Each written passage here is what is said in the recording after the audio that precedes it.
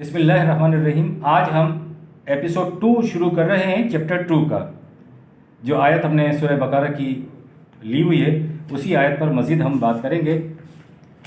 الذین یؤمنون بالغیب ویقیمون الصلاۃ ومما رزقناہم ینفقون۔ ہم ذکر کر رہے تھے کہ قوم کے اندر پائنیئرز السابقون الاولون پیدا کیے بغیر جہان نو کا خواب شرمندہ تعبیر نہیں ہو سکتا۔ محمد الرسول اللہ والذین معاہ 42/29 نے اسی طریقے کو اختیار کرتے ہوئے وہ جماعت پیدا کر کے بتا دی۔ السابقون الاولون کے تو اعلیٰ مدارس قرآن نے بھی بتلائے ہیں۔ جو اپنی دھن کے پکے تھے وہ اپنے مقصد پر لگے چلے جا رہے تھے۔ یہ لوگ نوع انسانی کی منفعت سازی کے لیے یعنی السابقون الاولون کمال جنون کے ملکے سے ہر آن سرشار ہوتے ہیں۔ یہ جنون تو خیر اپنے نفع و نقصان کی بھی خبر نہیں ہوتی ان جنونیوں کو، حالانکہ وہ دنیا کے سب سے زیادہ عقل مند اور ہوش والے لوگ ہوتے ہیں۔ قرآن ان کو اولی الالباب کہتا ہے۔ مومن کے لیے تو وہی کہتا ہے کہ اولی الالباب دراصل ہوتے ہی ہیں۔ یہ لوگ جذباتی لوگ نہیں ہوتے۔ خالی جذبات کے اوپر آدمی اٹھے تو وہ قرآن کی روح سے ایمان ہی نہیں کہلاتا، اور جو لوگ جذبات پر اٹھتے ہیں ان کا کوئی اعتبار بھی نہیں ہوتا۔ جذبات ہی تو ہیں جو ہر آن بدلتے رہتے ہیں۔ السابقون الاولون کا ہر عمل عقل و خرد کی انتہائی منزل اور غور و فکر کا نتیجہ ہوتا ہے، اسی لیے وہ اپنے موقف سے ہل نہیں سکتے اور نہ ان کے ایمان کو ہلایا جا سکتا ہے۔ یہ لوگ سمجھ اور سوچ کی دنیا کے اندر بلند ترین ہوش کی کیفیت میں جب کام کرنے پر اتر آ جائیں تو پھر دیوانوں کی طرح کام کرتے ہیں۔ جو شرائط پر بیان ہوئی ہیں یہ کسی بھی نظام کے قیام کے لیے بہت ضروری ہے، اور وہ نظام ہے وَيُقِيمُونَ الصَّلَاةَ 2/3۔ یہ صلاۃ کا لفظ آہستہ آہستہ ختم ہو کر نماز بن گیا، یعنی نماز قائم کرو۔ نماز پرانی فارسی پہلوی زبان کا لفظ ہے، وہ مجوسیوں کے ہاں رائج تھا۔ یہ اور پارسی اپنی عبادت کو نماز کہتے تھے۔ غواص کو مطلب ہے صدف سے کہ گوہر سے، خیر ہمیں اس سے کوئی مطلب نہیں ہے۔ 2/3 میں اقامت قائم کرنا کسی چیز کا، اسی طرح اسٹیبلش کرنا کہ صلاۃ کو تمکن اور قرار حاصل ہو جائے۔ قامت قائم کرنا کسی چیز کا، اسی طرح اسٹیبلش کرنا کہ صلاۃ کو تمکن اور قرار گیر حاصل ہو جائے۔ صلاۃ کے پروگرام کو قرآنی اصولوں کے مطابق مرتب کرنا اور تشکیل دینا ہوتا ہے، یہ مقصد ہوتا ہے۔ صلاۃ صرف نماز ہی نہیں ہے، صلاۃ اس سے بہت وسیع چیز ہے۔ اس کے ایک گوشے کے اندر یہ نماز ضرور آ جاتی ہے، یعنی صلاۃ کے دائرے میں نماز ضرور آ جاتی ہے۔ صلاۃ دراصل مومن کی پوری زندگی کا پورا پروگرام ہے۔ یہ صرف مسجد کے اندر محدود نہیں ہے، یہ زندگی کے ہر شعبے میں ہر سانس کے اندر ہے۔ ایک پروگرام تو وہ ہے جسے ہم خود متعین کرتے ہیں جیسے نماز، ایک پروگرام وہ ہے جو ہم خدا کے بتائے ہوئے اصولوں کے مطابق مرتب کرتے ہیں، اسے الصلاۃ کہتے ہیں۔ قرآن کی 2 ہی بنیادی اصطلاحات ٹرمز ہیں، اقامت صلاۃ اور ایتاء زکوٰۃ۔ دین کی دنیا میں نماز اور مروجہ زکوٰۃ ان کے اندر آ جاتی ہے، یعنی یہ دونوں چیزیں اس کے اندر آ جاتی ہیں، لیکن وہ ساری یہی نہیں ہے، یعنی یہ صلاۃ اور زکوٰۃ جو ہمارے یہاں ہے یہ سارا یہی نہیں ہے، یہ ایک بڑے دائرے کا ایک حصہ ہے، ایک پارٹ ہے۔ وہ اس سے زیادہ پھیلی ہوئی چیزیں قرآن حکیم کے نزدیک صلاۃ ایک وسیع تر مفہوم ہے۔ صلاۃ کے بنیادی معنی کسی کے پیچھے التزاماً چلنا، تمسک سے چلنا۔ ان کے ہاں عربوں کے یہاں مسلی کا ایک لفظ تھا جس کا یہ تھا کہ پیچھے التزاماً چلنا، جس کا تصور کچھ یوں تھا کہ ریس میں اس گھوڑے کو جو پہلے گھوڑے کے پیچھے اس طرح سے اس کو دباتا ہوا چلا جائے کہ اس کی کنوتیاں اس کے سرین کے ساتھ ساتھ چل رہی ہوں، یعنی رہے تو وہ اس سے پیچھے، آگے تو نہ بڑھے لیکن دونوں میں وہ فاصلہ بھی نہ ہو، اتنا فرق تو رکھے کہ آگے نہیں بڑھ سکے لیکن یہ بھی نہ ہو سکے کہ اس میں اور اس کے اندر کوئی تیسری چیز حائل ہو جائے، یعنی ایک فرق ہو دونوں کے درمیان میں۔ ہم نے دعا مانگی تھی اہدنا الصراط المستقیم 1/5، اور قرآن نے اس کے جواب میں کہا تھا کہ ان سے کہو کہ ان ربی علی صراط مستقیم 11/56۔ تم صراط مستقیم پر چلنا چاہتے ہو اور تمہارا رب بھی صراط مستقیم پر جا رہا ہے۔ پوچھا ہے کہ پھر ہم کیا کریں؟ کہا ہے کہ تم مصلی بن جاؤ، آگے آگے وہ جا رہا ہے، پیچھے پیچھے تم اس کا اتباع کرتے چلے جاؤ۔ آگے تو تم نہیں بڑھ سکتے لیکن تم میں اور تمہارے رب کے درمیان فاصلہ بھی نہ رہے کہ کوئی تیسری شے حائل ہو جائے۔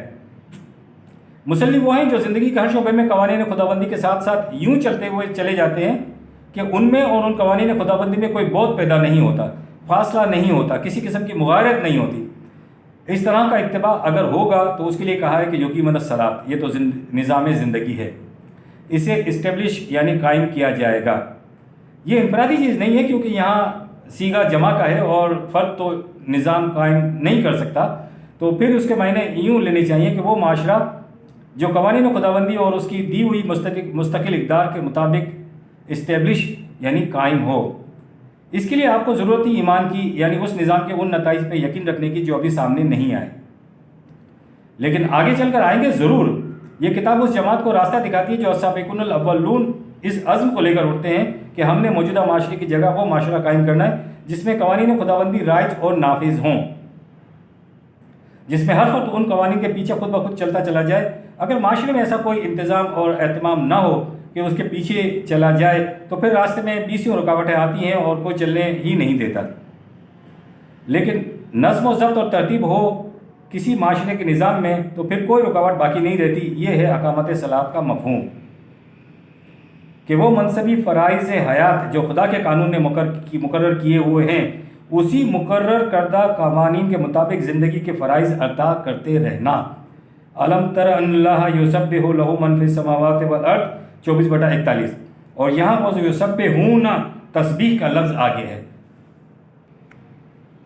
تسبیح کے معنی ہوتے ہیں کسی مقصد کے حصول کے لیے پوری جد و جہد کرتے چلے جانا، یہ تسبیح کہلاتی ہے۔ گھوڑے کی اس چال کو بھی تسبیح کہتے ہیں جس میں وہ دونوں پاؤں یوں اٹھا کر لگایا کرتا ہے کہ وہ پوری توانائیوں سے جس قدر وسعت اس کے اندر ہوتی ہے اتنی لمبائی سے وہ پاؤں پھیلا کر دوڑتا ہے۔ اس کے لیے عرب لفظ تسبیح کا لیتے ہیں۔ کائنات کے اندر جتنی چیزیں ہیں وہ اپنے فرائض منصبی کے حصول کے لیے اس طرح پوری توانائیاں صرف کیے چلی جاتی ہیں۔ قرآن نے کہا ہے کہ کل قد عالمہ 24/41، ان میں سے کائنات کی ہر شے ہر شے قد یعنی یقینی بات ہے، یہ عالمہ جانتی ہے، یعنی کس چیز کو جانتی ہے؟ صلاۃ و تسبیحہ 24/41، کائنات کی ہر شے اپنی اپنی صلاۃ اور تسبیح کو جانتی ہے۔ اب ہم یہ دیکھیں گے کہ نظام صلاۃ کو عملاً اگر قائم کر دیا جائے تو اس کا نتیجہ کیا نکلتا ہے، اور اگر صلاۃ کے اس نظام کو ضائع کر دیا جائے تو پھر کون سی تباہ کاریاں ہیں جو سامنے آتی ہیں۔ سورہ مریم میں حضرات انبیاء کرام علیہ السلام کے تذکرہ جلیلہ میں یہ بتایا ہے کہ جنہوں نے صلاۃ کے اس نظام کو قائم کیا اس نظام کے درخشندہ نتائج نے خود بتلا دیا کہ جو کچھ ہم کہتے تھے کس قدر سچ تھا، لیکن ان کے بعد ان کا نام لینے والے ناخلف پیدا ہوئے، بعدہم خلف 19/59، انہوں نے اضاعوا الصلاۃ 19/59، انہوں نے صلاۃ کو ضائع کر دیا۔ کیسے ضائع کر دیا؟ انہوں نے کیا کیا تھا؟ واتبعوا الشہوات 19/59، بجائے اس کے کہ قانون خداوندی کا اتباع کرتے وہ اپنی اپنی مفاد پرستیوں کے پیچھے لگ گئے۔ قرآن کے الفاظ کے معنی دو متضاد چیزوں کو سامنے لانے سے واضح ہو جاتے ہیں۔ اقامت صلاۃ کے برعکس بات اتباع شہوات ہوئی، جو ہی اپنی اپنی مفاد پرستیوں کے پیچھے لگے صلاۃ ضائع ہو گئی۔ جو ہی ہم نے اپنی اپنی مفاد پرستیوں کو چھوڑ کر قوانین خداوندی کا دیا ہوا نظام ہے اس کے پیچھے چلے، صلاۃ قائم ہو گئی۔ قرآن اس پر انفرادی مفاد پرستی کے پیدا کردہ مسائل کے علاج صرف نظام صلاۃ میں مضمر ہے۔ وَأَمَّا مَا يَنْفَعُ النَّاسَ وَيَمْكُثُ فِي الْأَرْضِ 13/17، صرف اسی چیز کو بقایا جو پوری انسانیت کے لیے منافع بخش ہوگی۔ بس یہ نظام قائم کیجئے، صلاۃ قائم ہو گئی۔ نظام صلاۃ وہ نظام ہوتا ہے جو پوری انسانیت کے لیے نفع بخش ہوگا۔ حضرت موسیٰ علیہ السلام طور کی چوٹیوں پر تشریف لے گئے اور پہلی دفعہ وہاں ان سے یہ کہا گیا کہ موسیٰ دیکھو انا اخترتک 20/13، میں نے تجھے ایک بہت بڑے عظیم پروگرام کے لیے تمام نوع انسانی سے تجھے منتخب کیا ہے۔ لا الہ الا انا 20/14، میرے سوا کوئی اور نہیں جس کی اطاعت اور محکومیت اختیار کی جائے۔ فاعبدنی 20/14، اس لیے صرف میری محکومیت اختیار کرو، کسی اور کی محکومیت اختیار نہ کرو۔ اور ایسا تم لوگ کب اور کیسے کر سکو گے؟ تو اس کے لیے کہا کہ عاقب صلاۃ لذکری 20/14، میرے شرف کو بلند کرنے کے لیے اقامت کا جو فریضہ ہے یہ تمہارے ذمہ لگا دیا گیا ہے۔ یہ وہ پروگرام ہے جس کو تمہیں اسٹیبلش کرنا ہے، قائم کرنا ہے۔ عاقب صلاۃ 20/14۔ اس کے بعد کہا کہ ان ساعت آتی یا تن اکادو اخفیہا 20/15، وہ انقلاب عظیم اب آنے والا ہے جس کو ہم چاہتے ہیں کہ ابھر کر سامنے آ جائے، جو اس وقت تک زیر زمین اندر لاوے کی شکل میں ابل اور مچل رہا تھا۔ جاؤ اقامت صلاۃ کرو، اس طرح وہ انقلاب ابھر اور نکل کر سامنے آ جائے گا۔ اذهب الی فرعون انہ طغی 20/24، جاؤ فرعون کی طرف، اس نے بڑی سرکشی اختیار کر رکھی ہے۔ دنیا کی سرکش قوتوں کے سامنے جا کر ان کے نظام کو الٹ کر اس کی جگہ قوانین خداوندی کے نظام کا قیام ہی اقامت صلاۃ ہے۔ فرعون کی سلطنت میں حضرت موسیٰ علیہ السلام کے پیدا کردہ انقلاب کا مرکزی کردار تھا کہ جاؤ صلاۃ قائم کرو۔ لِتُجْزَى كُلُّ نَفْسٍ بِمَا تَسْعَىٰ 20/15، انقلاب یہ برپا کرو کہ ہر فرد کو اس کی محنت کا صلہ مل جایا کرے۔ فرعونیت یہی تو ہے کہ دانا این می کارت آ حاصل برت، سال بھر کے لیے محنت کرتا ہوا ایک شخص کمزوری کی دہلیز پر مر جاتا ہے اور بٹائی کی ہوئی مال کو کوئی اور لے جاتا ہے۔ اقامت صلاۃ کا مفہوم یہی ہے کہ ہر فرد کو اس کی محنت کا پورا صلہ مل جائے۔ صلاۃ کا دائرہ کار مسجد کی 4 دیواریں تک محدود نہیں ہے۔ حضرت موسیٰ علیہ السلام کے ہم اثر حضرت شعیب علیہ السلام کی قوم مدین کا معاشی نظام بڑا ہی نامور ہو گیا تھا، جس کے لیے انہوں نے کہا کہ میں تو صرف صلاۃ کی اجازت، آزادی، فریڈم چاہتا ہوں۔ انہوں نے جب صلاۃ شروع کی ہے تو قوم آ کر پوچھتی ہے آ صلاتوں کا تعمروں کا 11/87، کیا یہ تیری صلاۃ ہے جو تمہیں اس بات کا حکم دے رہی ہے کہ ان نت روکا ما یا بدو آباؤنا 11/87 ہمارے اسلاف کی ایک ایک چیز کو غلط کہہ رہے ہو؟